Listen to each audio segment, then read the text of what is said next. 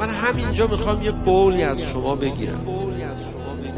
همینجا به امیرالمؤمنین علی علیه السلام قول بدید، هر کدومتون هر کجا هستید، مال هر شهر و هیئت و هر کاسبی و هر شغلی هستید، برگشتید 7-8 ماه حالا وقت هست، شاید 9 ماه وقت هست، عید قدیر رو جشن بگیرید، غذا بدید برای امیرالمؤمنین. هر کی هر چقدر میتونه عید قدیر رو جشن بگیرید، غذا بدید برای امیرالمؤمنین. هر کی هر چقدر میتونه. فرمود یه نفر غذا بدی روز قدیر، امیرالمؤمنین فرمود الهی فدای قربتش که خودش باید توضیح بده.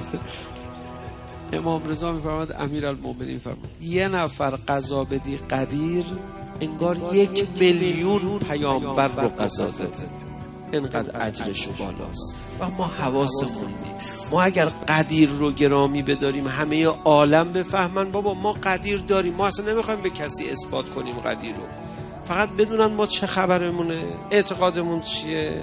آقا چرا قدیر قضا نمیدی؟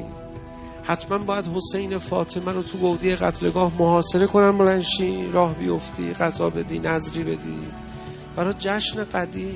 قول میدید قدیر یه کاری برای حضرت بکنی؟ اگه قدیر حسابی گرامی داشته شده بودا کار با عاشورا نمیکشید. آی عاشورایی ها که میخواید قربت امام حسین رو برطرف کنید، جاش قدیره. وا آفرین به شما، امام حسین رو تنها نذاشتید. بگید عجب کاری کردیم، سر راه کربلا رسیدیم به نجف اشرف، اونجا اما یه قول گرفتن برای قدیر کار کنیم. کسی کم نذاره با اونایی که اینجا در محضر امیرالمؤمنین قول میدن برای قدیر. مقدارشو من نمیدونم، هر کی تو دلش نیت بکنه برای عید قدیر قضا بدن برای جشن امیرالمؤمنین، یه یا علی بگن.